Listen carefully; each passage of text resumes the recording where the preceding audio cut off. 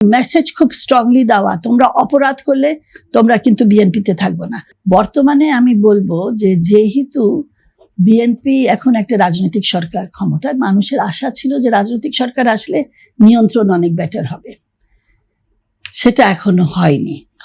এটার অনেকগুলো কারণ হতে পারে। একটা হতে পারে যে ওনারা অনেকদিন তাদের রাজনৈতিক কর্মকাণ্ড চালাতে পারেননি, যে কারণে ওই সব কর্মীদেরকে সঠিকভাবে ফোল্ডে নিয়ে আসা, তাদেরকে কিভাবে নিয়ন্ত্রণ হবে, কিভাবে পরিচালনা হবে, সেগুলো হয়তো একটা ঘাটতি পড়ে গেছে যেটা এখন করতে চাচ্ছে। তো ওগুলো তাদেরকে কিন্তু একেবারে প্রধান তাদের গুরুত্বটা দিতে হবে একজন ব্যক্তি, নাগরিকের নিরাপত্তা নিশ্চিত করা। অর্থনৈতিক দরকার। এই প্রসঙ্গে আপনার এখানে আমি আরেকটা প্রশ্নটা আবার একটু ঘুরিয়ে করছি, সেটি হচ্ছে 90 পরবর্তী যে যতগুলো সরকার এলো, সেটা হচ্ছে গণতান্ত্রিক সরকার বা 111-এর সরকার বা মবের সরকার বা হাসিনা সরকার, এর আগে বিএনপি জামাত 4 দলীয় জোট সরকার, বা কখনো আওয়ামী লীগ সরকার, কখনো বিএনপি সরকার। আমরা এই সরকার টু সরকার যদি আপনি বিশ্লেষণ করেন আপনার অভিজ্ঞতার আলোকে, আপনি ডক্টর ইউনূসের সরকারের সময় নারীর নিরাপত্তা, মানবাধিকারকে আপনি কিভাবে ভাগ করবেন? না, আমি ওটা এখানে গভর্নেন্সটা কি দেখলেন? না, গভর্নেন্স তো বেশি ছিল না, খালি নারীর ব্যাপারে না, নারীর ব্যাপারে তো ছিলই না। যেটা আমি আপনাকে বললাম যে যখন একটা ইমেজ সৃষ্টি হয় সারা দেশে যে এইটা হলো ধারণা নারীদের সম্পর্কে, যা ইচ্ছা তাদেরকে হেনস্থা করা যাবে, রাস্তাঘাটে তাদেরকে হেনস্থা করা যাবে, তাদের উপর আক্রমণ করা যাবে, এটা তো সব জায়গায় এটা ছড়ে যায়। একজন ওড়না পরেছে কি পরেনি সেটা নিয়ে হেনস্থা করতে পারে। কমিশনকে তারা যেভাবে গালাগালি করে যে ধরনের একেবারে একটা ন্যাক্কারজনক অবস্থা সৃষ্টি করেছে, সেখানে সরকার চুপ, এগুলা কি মেসেজ দিচ্ছে? তারপরে সিগারেট খাচ্ছে কি খাচ্ছে না, সিগারেট খাওয়া পথ ভালো না, কিন্তু তুমি কে এসে আর একজনের গায়ে হাত তোলা? এটা তো কমপ্লেন করতে পারো, অন্য কিছু বলতে পারো যে এগুলা করবেন না, এখানে আমার ভাল লাগছে না।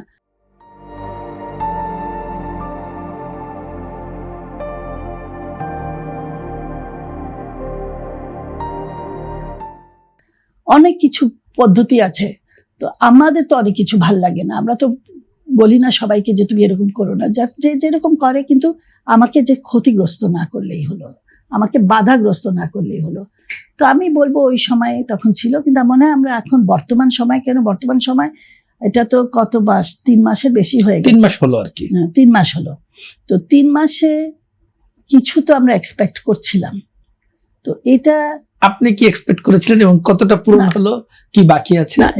আমি যদি নারীর ইস্যু আর নারী নিরাপত্তার ইস্যুতেই খালি রাখি, আমি অন্য জায়গায় যাচ্ছি না, সেখানে আমার এক্সপেকটেশন এখনো কাছাকাছিও আসেনি, বরঞ্চ আমি খুবই হতাশের কারণে যে ঠিক আছে, আমার মনে হয় আমাদের প্রধানমন্ত্রীর একটা আছে, মানে ওনার একটা সদিচ্ছা আছে, কেন যেভাবে গেছে নিজে ওই ওই যে মেয়েটা মিরপুরে যাকে রামিসার বাসায় সেখানে গেছে, তারপরে তার মন্ত্রীরা গেছে, সবাই বক্তব্য রাখছে, এরা সবাই গেছে, ধরাও হয়েছে, মেসেজগুলো সেগুলো দিচ্ছে, কিন্তু তারপরেও তো হচ্ছে। এরপরেও আমি কালকেই যেটা বললাম যে 3টা একই রাতে 3টা রেপ, 3 ডিফারেন্ট জায়গায়, এটা তো আমরা এক্সপেক্ট করি না যে এত ছড়িয়ে যাবে, এত মেসেজ যখন প্রধানমন্ত্রী। গত 4 মাসে 119 জন কন্যা শিশু ধর্ষণ হয়েছে, তার মধ্যে বোধহয় 17 জন হত্যা হয়েছে। তো এটাও তো একটা খুবই ভয়াবহ ট্রেন্ড, যে বাচ্চাকে ধর্ষণ করার পরে তাকে হত্যা করে ফেলা। এবং ঘটনাগুলো আমার, যেটা আমি বলছিলাম যে আমাদের কর্ম এলাকায় যেটা হয়েছে, একজন নারী যে বাসায় ফিরছিল, তাকে একজন লোক ধরে নিয়ে তাকে ধর্ষণ করছে। এখন এক সময় যখন অন্য সময় যখন রাজনৈতিক দলগুলো ক্ষমতায় থাকতো, আমরা কিন্তু যেহেতু আমরা একটা সংস্থা প্রতিষ্ঠিত, ওখানে অনেক বছর ধরে কাজ করছি, আমরা যখন পুলিশের কাছে যেতাম বা ইউএনওর কাছে যেতাম বা ইসের কাছে যেতাম, তারা একটু সিরিয়াসলি নিত, না নিলে আমরা আরো বেশি ডিসির কাছে যেতাম, নাহলে এখানে করতাম।